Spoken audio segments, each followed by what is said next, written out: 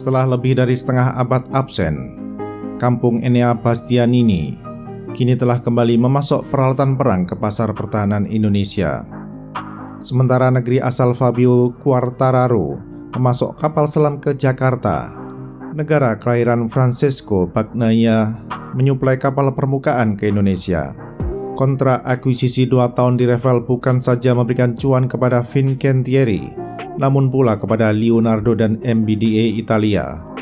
Beragam peralatan elektronika dan beberapa senjata pada kapal perang yang memiliki panjang 143 meter dan lebar 16,5 meter tersebut dipasok oleh Leonardo yang di masa silam menyandang nama Finmeccanica.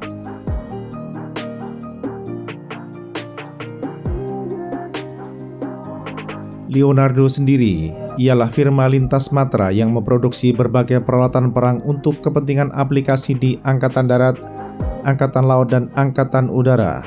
Produk pertahanan Leonardo antara lain adalah peralatan elektronika seperti radar, selain memproduksi pula senjata seperti meriam 7662 mm dan torpedo semacam Black Shark. Namun perkembangan belum lama ini adalah perseroan tersebut menjual bisnis torpedo kepada perusahaan Italia lainnya, yakni Fincantieri. Lewat penjualan itu, firma yang mempunyai saham pada Thales Alenia Space meraih cuan lebih dari 415 juta euro dari produsen frame.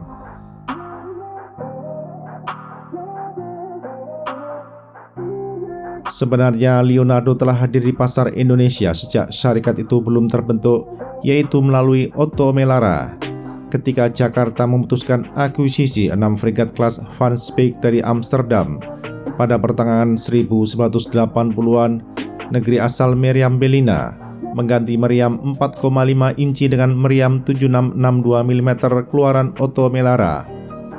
Whitehead Alenia Sistemi Subacquea atau WASS yang membuat torpedo A244S juga sudah ada di Indonesia pada pertengahan 2000-an saat Jakarta mengimpor 4 korvet kelas Sigma dari negeri bekas penjajahnya.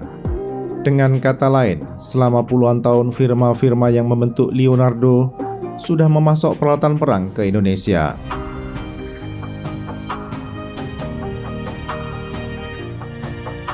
Cerita kesuksesan Leonardo tentu saja diikuti pula oleh kisah kegagalan syarikat yang pernah bernama Leonardo Finmeccanica tersebut. Helikopter AW101 di Indonesia identik dengan kandasnya aspirasi Leonardo untuk melakukan penetrasi ke pasar rotorcraft pertahanan Indonesia sekaligus mematahkan dominasi Airbus. Kemalangan yang dialami oleh pesawat sayap putar yang dapat mengadopsi turboshaft engine keluaran Rolls-Royce bukan disebabkan oleh kalah kompetisi, tetapi karena terkait dengan kasus korupsi. Sampai sekarang nasib satu unit AW101 yang teronggok di hanggar milik TNI Angkatan Udara tidak jelas.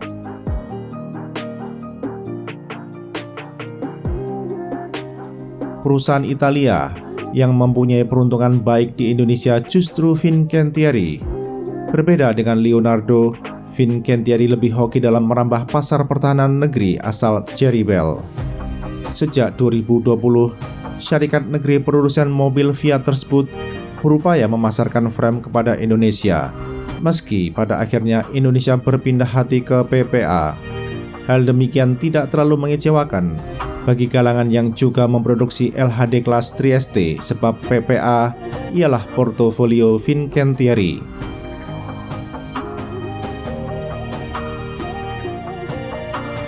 Tentara Laut Negeri ini boleh jadi kini lebih terbuka terhadap solusi-solusi yang ditawarkan oleh firma-firma dari Roma. Selain kepada Fincantieri, kini TNI Angkatan Laut membuka diri terhadap peralatan perang karya Leonardo, khususnya yang berbentuk platform. Platform tersebut dapat diusulkan kepada Kementerian Pertahanan untuk dibeli di masa depan, yakni pembangunan kekuatan pertahanan jangka waktu 2025-2029, di mana skema akuisisi yang akan diadopsi adalah pinjaman luar negeri atau PLN. Selama ini Kekuatan Laut Indonesia hanya membeli produk-produk Leonardo yang berbentuk subsistem seperti meriam dan torpedo.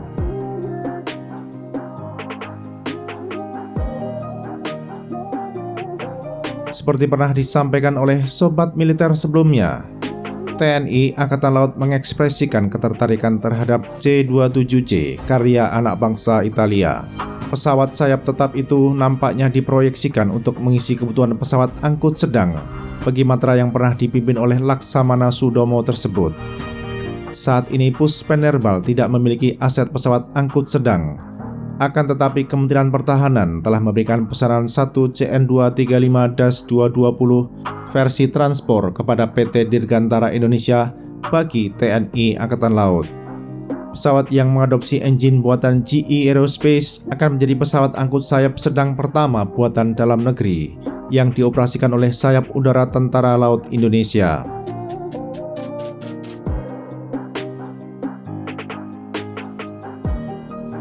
Walaupun TNI Angkatan Laut menunjukkan minat pada wahana terbang yang memakai dua Rolls-Royce AE2100D2A turboprops engine, perlu dipahami bahwa keputusan akhir akan ditentukan oleh Kementerian Pertahanan. Pada dekade lalu, saat MEF etapa pertama berjalan, TNI Angkatan Udara memiliki keinginan untuk mengimpor C-27J guna menggantikan Fokker F-27 karya anak bangsa Belanda. Walakin Kementerian Pertahanan memutuskan menunjuk Airbus untuk memasok 10 C-295. Apakah sejarah akan berulang pada ketertarikan Tentara Laut Indonesia terhadap pesawat angkut yang mempunyai maximum take-off weight 32.500 kg tersebut?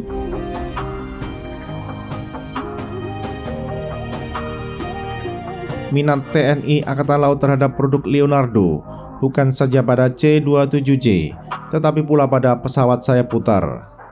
Sebagaimana diketahui, TNI Angkatan Laut berencana mengusulkan kepada Kementerian Pertahanan untuk pengadaan helikopter AKS, sebab kinerja AS565MBE produksi Airbus Helicopters tidak memenuhi harapan.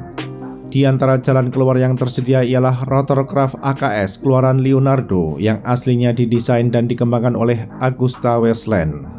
Pesawat sayap putar yang dimaksud adalah AW159 yang merupakan turunan Westland Link, di mana Link tercatat sebagai karya anak bangsa Inggris.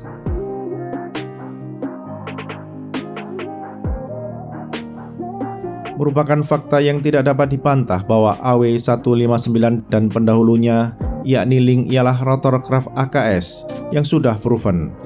Link HAS-2 ASW milik Royal Navy terlibat dalam Perang Falklands alias Perang Malvinas melawan negeri kelahiran Diego Maradona. Helikopter yang dapat lepas dari gaya gravitasi bumi berkat turboshaft engine keluaran Rolls-Royce menembakkan rudal Sea-Squall dalam perang yang menjadikan Inggris sebagai pemenang, Argentina sebagai pecundang, secara tidak langsung membalas kekalahan perang itu dalam Piala Dunia 1986 di Meksiko lewat gol tangan Tuhan Maradona.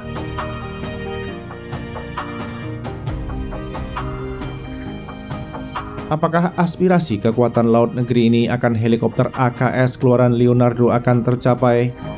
Hal demikian akan ditentukan oleh Kementerian Pertahanan, walaupun mungkin saja program tersebut terdaftar dalam Blue Book 2025-2029.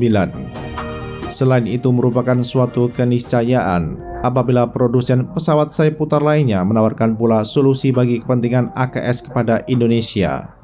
Misalnya Sikorsky yang mungkin saja menyodorkan varian MH-60 Romeo kepada TNI Angkatan Laut. Terlebih lagi, pemerintah Amerika Serikat nampaknya berkepentingan untuk mendukung kampanye pemasaran anak usaha Lockheed Martin di Indonesia, termasuk bagi rotorcraft dengan kemampuan AKS.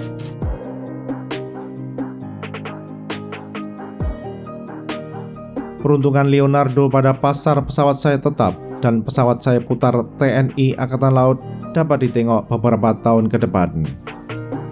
Dengan pengadaan sistem senjata yang menggunakan skema PLN dipusatkan di Kementerian Pertahanan, maka peran Medan Merdeka Barat sangat sentral. Angkatan seperti TNI Angkatan Laut hanya dapat mengusulkan, sementara keputusan akhir berada pada Kementerian Pertahanan. Sebagaimana diatur dalam pasal 16 ayat 6 Undang-Undang Nomor 3 Tahun 2003 tentang Pertahanan Negara, kebijakan penganggaran dan pengadaan ialah kewenangan Menteri Pertahanan.